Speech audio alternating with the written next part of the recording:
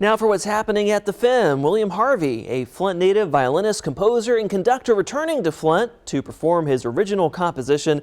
In this sponsored segment, we say good morning to William Harvey himself, joining us live to talk about this upcoming performance. Good morning there. Good morning. Yeah, great to see you. First off, tell us a little bit of your story and why you're so excited to be back in Flint.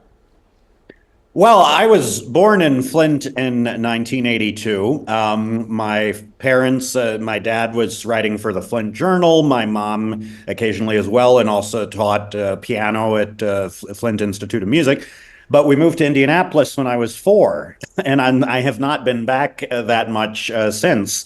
I think the last time I was back was in 2016 for just a week, so I'm very excited to be back, and particularly to play my own violin concerto with the wonderful Flint Symphony. Yes, so again, you have Michigan roots, which we celebrate, of course, but let's talk about that special composition you wrote and why you're so proud of it and excited to perform it. Well, the origin was that I've always admired Mahatma Gandhi, and I was reading his autobiography and came across a very curious passage that he mentions that while he was studying in London, where he was studying law, that he tried to learn the violin, and he didn't just have like one lesson. This was a 6-month period of his life. And I had the opportunity in 2017 when I was guest concertmaster of the orchestra in Durban, South Africa. I had the opportunity to meet Gandhi's granddaughter, Ayla, who was born in 1940. So that was an extraordinary experience because she actually remembers her grandfather. And we had quite a wonderful talk at Phoenix, his first ashram that he built in South Africa. And I asked her about this, and I sort of asked her permission for this violin concerto because I thought it would be an interesting way to pay homage to Gandhi's greatness because the concerto would examine decisions that he made that made him who he was, that made him the global nonviolence icon beloved by billions of people today, because it occurred to me, what if he'd really liked the violin? What if he'd never sold it? What if he thought, I really like this thing. I'm going to become a principal second violinist of the orchestra in Leeds and stayed in the United Kingdom.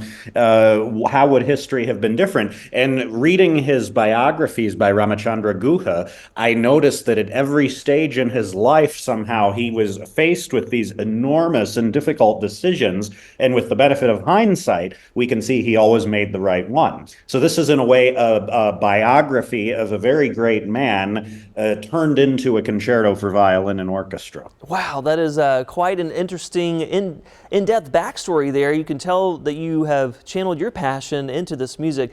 And then we'll show information for folks at home because you will be holding a pre-concert talk inside the music before the performance. And oh, yeah, I'm looking forward to that because with this concerto, more than with many of the standard repertoire concertos, this is program music. This is, like something like Scheherazade, or Midsummer Night's Dream. This is music that tells a very specific story. And so at the pre-concert talk, it's useful for people to come because I'll go through what the 7 decisions were, why they were difficult. Yes, you don't want to miss that opportunity. I don't mean to cut you short. We're short on time, but it's great to chat with you, Mr. William Harvey. We're excited to have you come back to Flint, and you saw the date and time for the concert coming up, and we look forward to it. Thank you for coming on the show. We appreciate it.